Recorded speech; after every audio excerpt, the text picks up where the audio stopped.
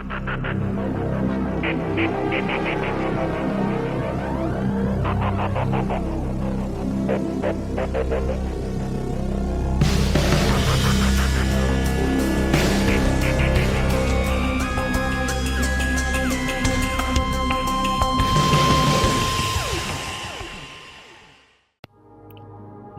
Natal tahun 2024 sepertinya akan menjadi malam yang tak terlupakan dalam kehidupan mahasiswi cantik bernama Natasha Hutagalung. Betapa tidak, saat dirinya bersiap menghadiri misa Natal, air keras justru mengguyur wajah dan tubuhnya yang saat itu hanya berbalut handuk.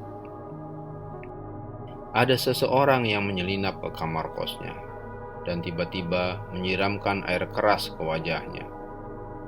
Karena saat itu Natasha hanya berbalut handuk, air keras pun mengenai dada dan tubuhnya. Teriak sekencang mungkin, begitu reaksi Natasha atau biasa dipanggil Tasya. Dan tentu saja sang pelaku pun langsung kabur. Pelaku yang memakai jaket ojek online dan memakai masker itu tentu saja sulit dikenali. Namun, polisi mampu mengungkapnya dan menangkap para pelaku. Bagaimanakah caranya polisi mengungkap kasus ini? Siapakah sebenarnya yang tega melakukan itu pada Natasha? Dan apa yang menyebabkan pelaku hingga bertindak setega itu? Penasaran bukan? Silahkan klik like, subscribe, dan tanda lonceng terlebih dahulu agar Anda bisa nyaman menyimak kisah ini. Pada tahun 2021 menjadi awal perjalanan indah bagi Tasya dan Belly. Keduanya saling mengungkapkan perasaan cinta satu sama lainnya. Mereka pun resmi jadian. Hari-hari indah mereka lalui. Keduanya juga saling mengenalkan orang tua dan keluarganya masing-masing. Sepertinya status pacaran mereka akan berakhir di pelaminan dengan bahagia. Sayang, setelah 3 tahun membina hubungan, tepatnya pada Agustus 2024, Tasya menyatakan putus. Perempuan bernama lengkap Natasha Hutagalung itu merasa Belly menjadi sosok yang toksik. Mahasiswa berusia 24 tahun itu merasa terkungkung oleh Belly. Karena setiap saat dan setiap akan melakukan sesuatu harus melakukan video call dengan Belly terlebih dahulu. Belly berusia 25 tahun, setahun lebih tua dari Tasya.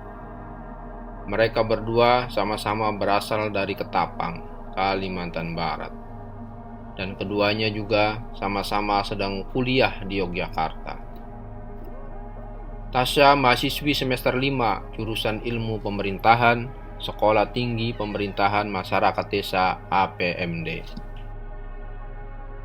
Sedangkan Belly Wilson merupakan mahasiswa semester 2 program Pasca Sarjana S2 Ilmu Hukum Universitas Atmajaya, Yogyakarta. Belly menuntaskan S1 Ilmu Hukum di Universitas Esa Unggul, Jakarta. Kala diputus Tasya, Belly sebenarnya menolaknya. Belly berulang kali minta balikan, namun Tasya kekeh untuk mengakhiri hubungan asmara mereka. Belly pun sempat berujar kalau mereka tidak bersatu kembali, maka yang merasa sakit dan hancur harus tidak hanya dirinya. Sakit ya sakit semua, hancur ya hancur semua. Harus sama-sama merasakan. Begitu Belly memberikan ancaman kepada Tasya. Mendapatkan ancaman seperti itu, Tasya justru semakin menguatkan keputusannya untuk menyudahi hubungan dengan Belly. Tampaknya ancaman Belly tidak main-main.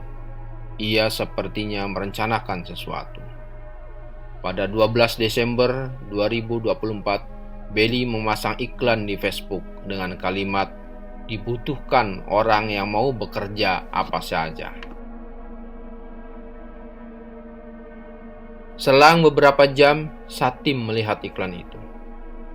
Pria asal Kuningan, Jawa Barat itu yang juga sedang berada di Yogyakarta memang sedang membutuhkan pekerjaan. Ia pun langsung merespon iklan itu dan bertanya, "Pekerjaan apa?" Kemudian komunikasi antara Satim dan Belly berlanjut di WhatsApp. Namun, Belly yang sudah merencanakan hal itu merahasiakan identitasnya. Melalui pesan WhatsApp, Belly mengaku sebagai perempuan dengan nama Senlung.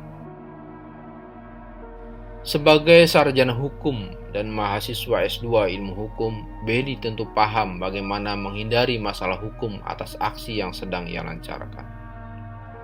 Ia berusaha serapih mungkin menutupi jati dirinya sebagai pelaku utama. Komunikasi yang dilakukan Belly dengan Satim hanya via pesan teks. Dia tidak menggunakan pesan suara atau menggunakan telepon demi untuk menutupi jati dirinya. Belly dengan nama Senlung bercerita kepada Satim bahwa dia dikhianati suaminya. Suaminya selingkuh dan direbut pelakor. Pelakor itu bernama Tasya. Senlung kemudian menawarkan pekerjaan sesuai skenario yang ia buat kepada Satim. Satim pun menyanggupi dengan imbalan sebesar 7 juta rupiah. Permintaan Satim langsung disetujui oleh Senlung. Namun demi melancarkan aksinya, Satim meminta uang operasional kepada Senlung alias Belly. Lagi-lagi untuk menyembunyikan identitasnya, Belly tidak memberikan uang operasional itu secara langsung ataupun via transfer perbankan. Uang operasional itu dibungkus plastik dan diletakkan di sebuah tempat. Kemudian Belly menginformasikan ke Satim untuk mengambil di tempat itu. Proses serah terima uang operasional ini berjalan beberapa kali. Ada yang sebesar 200.000, 300.000 rupiah, dan pernah juga 500.000 rupiah. Total semuanya yang diterima Satim sebesar 1,6 juta rupiah. Uang operasional itu digunakan Satim untuk membeli 1 liter air keras di sebuah toko kimia di kawasan Malioboro, membeli jaket ojek online, masker, dan kebutuhan lainnya untuk menjalankan aksi ini. Belly kemudian memberikan alamat kos Tasya kepada Satim. Satim pun mulai melakukan pemetaan dan beberapa kali mengunjungi kos Tasya yang berada di daerah Gondokusuman, Yogyakarta itu. Pada kunjungan ketiga, keempat, dan kelima sebenarnya Satim siap mengeksekusi Tasya. Air keras sudah disiapkan, namun Tasya tak terlihat di kosnya. Pada Selasa 24 Desember 2024, pukul 3 sore, Belly menghubungi Satim, menginformasikan bahwa Tasya ada di kos sedang mempersiapkan diri akan ke gereja untuk ibadah malam Natal pada pukul 7 malam nanti. Satim pun bergerak. Persis pukul 6.30, Satim sudah berada di sekitar kos Tasya. Ia pun menuju kamar Tasya. Pintu kamar Tasya ternyata tidak dikunci dan terlihat agak terbuka. Melihat kesempatan itu, Satim yang sudah menyiapkan air keras di gelas plastik besar bekas minuman boba mendorong pintu itu dan melihat Tasya baru saja selesai mandi. Tasya yang hanya berbalut handuk itu pun kaget melihat ada orang bermasker dan berjaket ojek online masuk ke kamarnya. Namun, belum sempat Tasya mengucapkan satu kata pun, air keras itu telah menyiram wajahnya, mengenai dada dan beberapa bagian tubuh lainnya. Seketika Tasya berteriak sekuat tenaga. Satim pun langsung ngacir meninggalkan kosan Tasya. Mendengar teriakan Tasya, satu kosan geger dan segera memberikan pertolongan kepada Tasya untuk dibawa ke rumah sakit. Kini Tasya dirawat di Rumah Sakit Sarjito, Yogyakarta.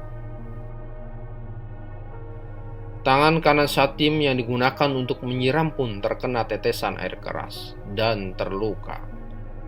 Satim tak memperdulikan luka di tangannya. Ia terus melajukan motornya menjauh dari kosan itu dan membuang sisa air keras, mantel, gayung, dan jaket ojek online ke Kali Code dari atas jembatan Jetis. Polisi yang mendapat kabar pun langsung menuju tempat kejadian perkara. Olah TKP dilakukan, namun tidak mendapati petunjuk yang signifikan. Polisi akhirnya menemui Tasya. Di tengah kesakitan, Tasya masih bisa berkomunikasi dan memberikan keterangan.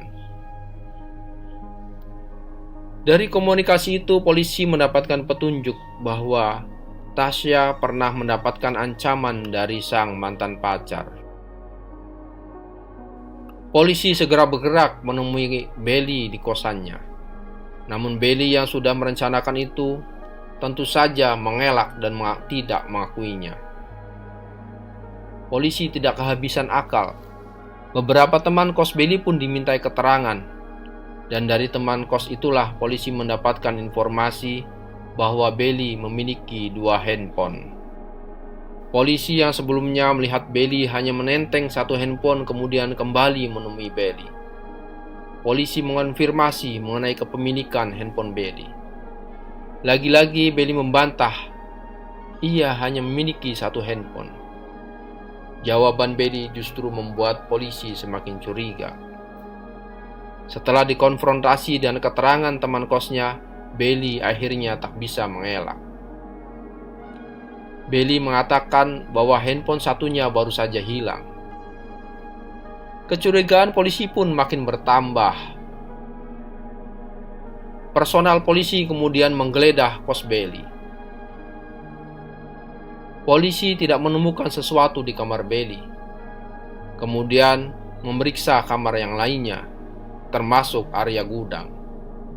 Di gudang itulah polisi menemukan sebuah handphone. Setelah diperiksa, polisi mendapati percakapan pesan WhatsApp mengenai rencana penyiraman air keras antara Belly dan Satim di handphone itu. Belly lagi-lagi tak mampu mengelak. Ia pun digelandang ke kantor polisi. Tak berapa lama, polisi juga kemudian menangkap Satim. Akhirnya Satim untuk pertama kalinya berjumpa dengan Senlung alias Belly di kantor polisi.